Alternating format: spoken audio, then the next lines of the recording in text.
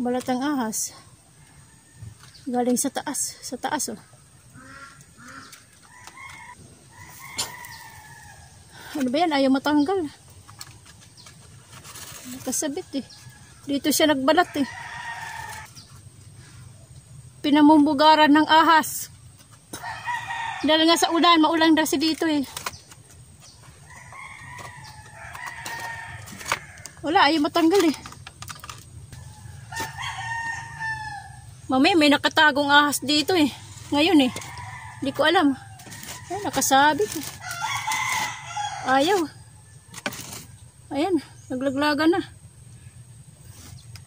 Ayan. Balat talaga ng ahas eh. Ayan. Ayan guys oh. Diba balat ng ahas oh. Ayan. Balat ng ahas yan.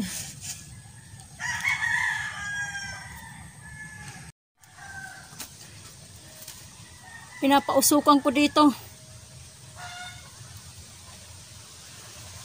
Para umalis yung ano. Sakali mang may... Kasi ginagawa nga ng tambayan ng mga ahas dito eh. Pausukan natin. Yan, pero yan, lagi ko yung pinapausukan kasi may kahoy eh. Pinabahayan ng langgam.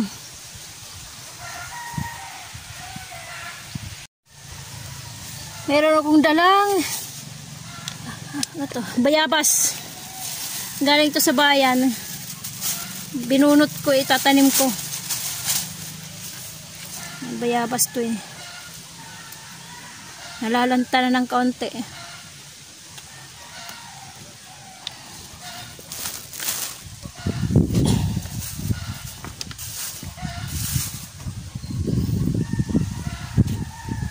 Saan ko ba itatanim to?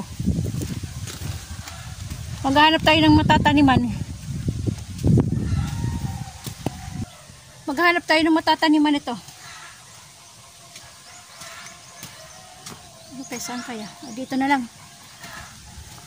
Isa.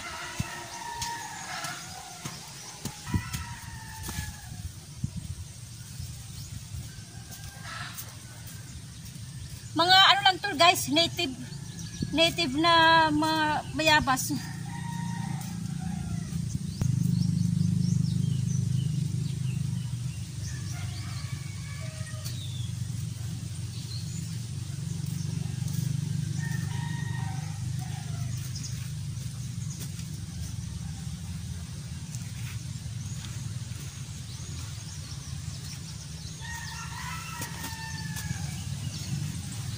Pagtatabihin ko, dalawa.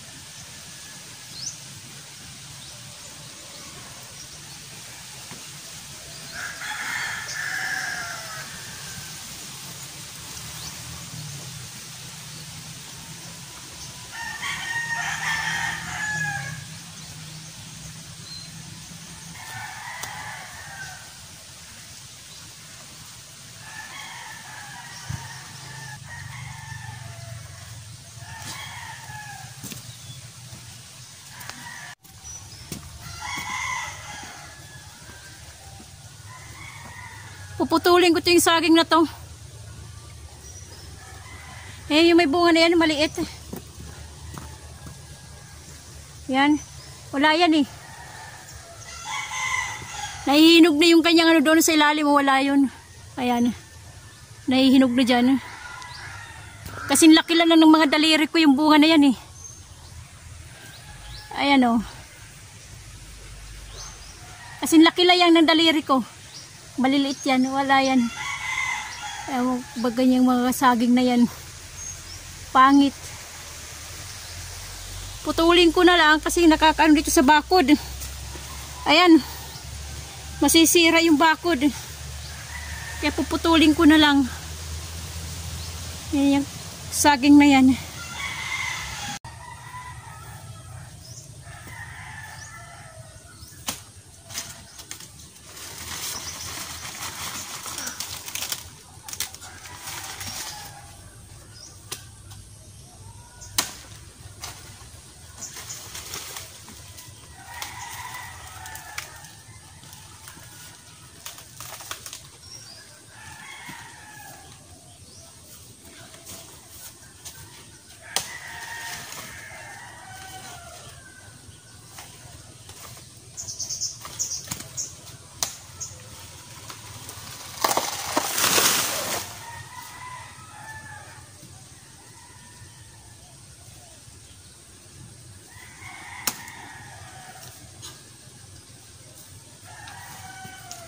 Ayan guys, oh.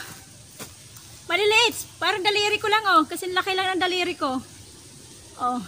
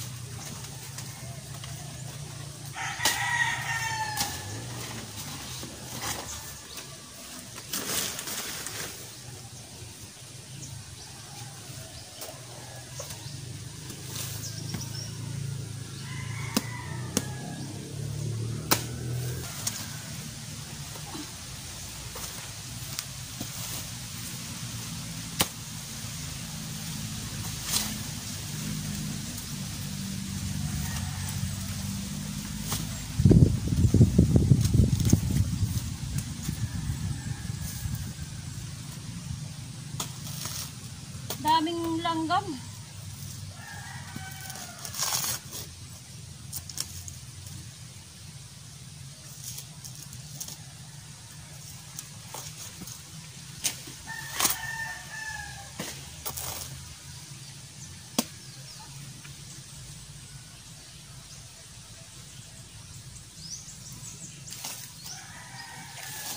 Ilalagay ko sa sa mga puno ng kalamansi. Gagawin kong pataba.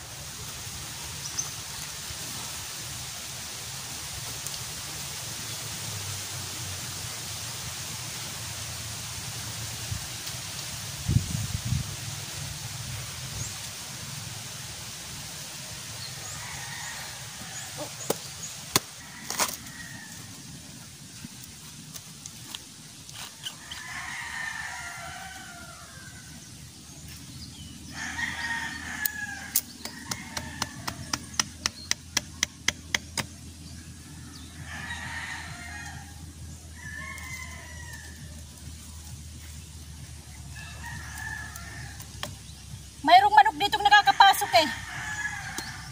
Kinakalkal. Kaya nalagyan ko ng pinakabakod.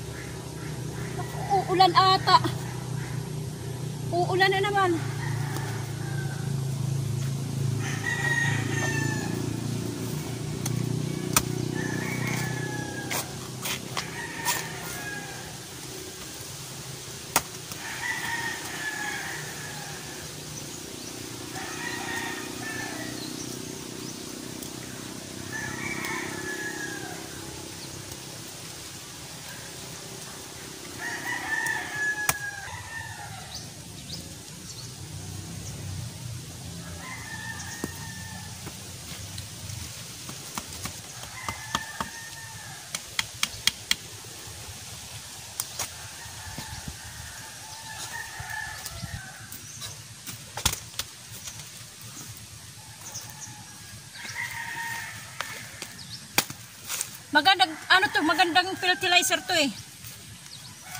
Kasi yung ano nito, yung katas nito, itim.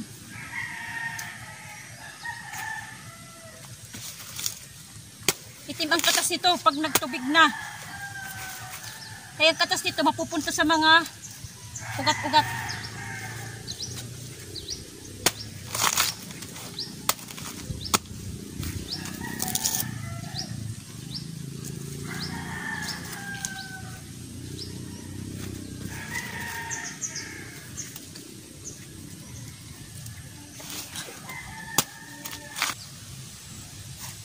Hirap lang nito kasi yung ano, yung manok doon sa kabila. Hindi na nakakulong. Kaya nangangalkala, nakakapasok na dito sa akin, sa bakuran ko.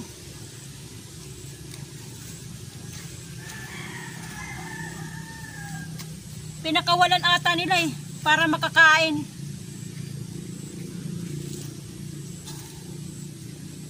Okay.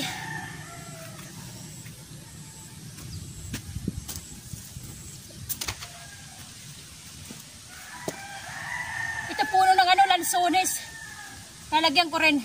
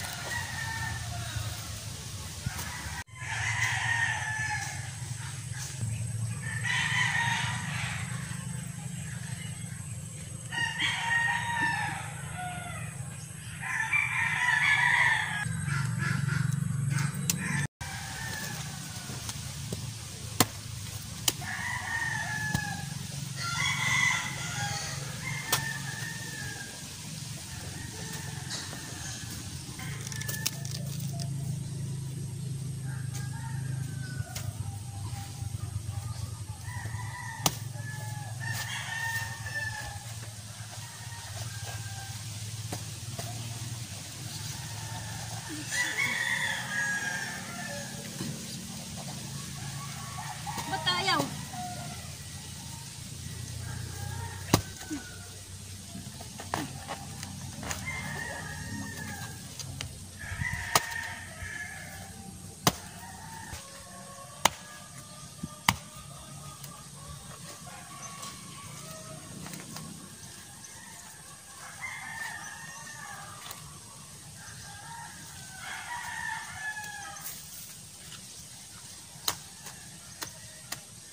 Okay.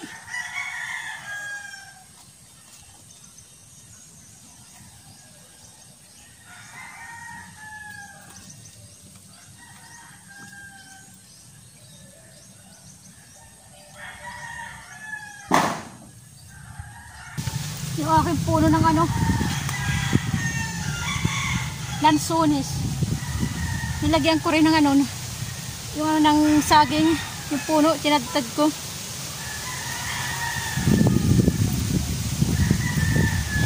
Yung saging din, ayan oh.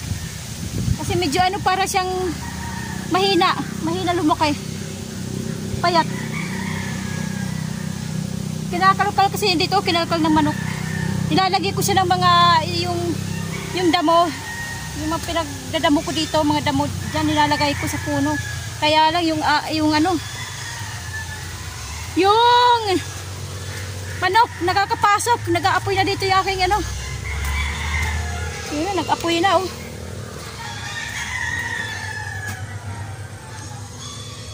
Nag-apoy na siya. Maganda yung walang apoy. Yung usok lang.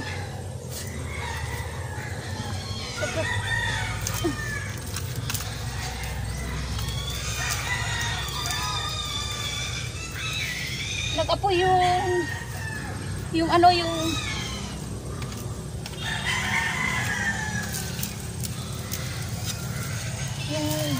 bunot.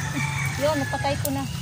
Maganda yung nag-ano lang, usok lang kaysa apoy.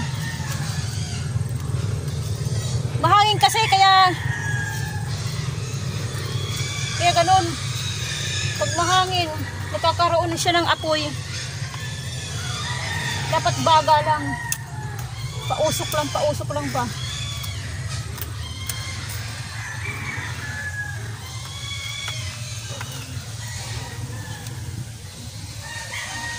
Yung isang saging ko rito maganda yung pagkakatubo. Ayan o. Malusog. Nilagyan ko rin. Biak lang. Biniak ko yung puno. Yung kalahati yung nilagay ko dyan. Pinakalkal eh. Ayun o, yung manok ko. Nakakapasok pa rin kahit nilagyan ko rin ng mga kahoy sa baba. Yung dito. Yung mga dito, mga nilagyan ko na palibot. Nakakapasok pa rin. Iwan ko lumilipad ata eh. Pagdadating ko dito, yung ano, nandito sa loob sila. Tinatabi, gusto kong hulihin eh. Para gawing ano, tinula.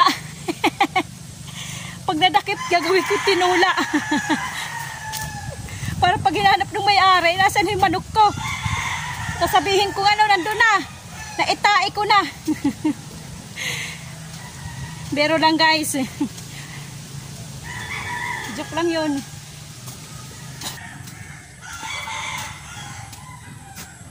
Okay guys, thank you sa bagong subscriber dyan. Thank you sa panonood. Thank you. Uuwi na ako mamaya-maya.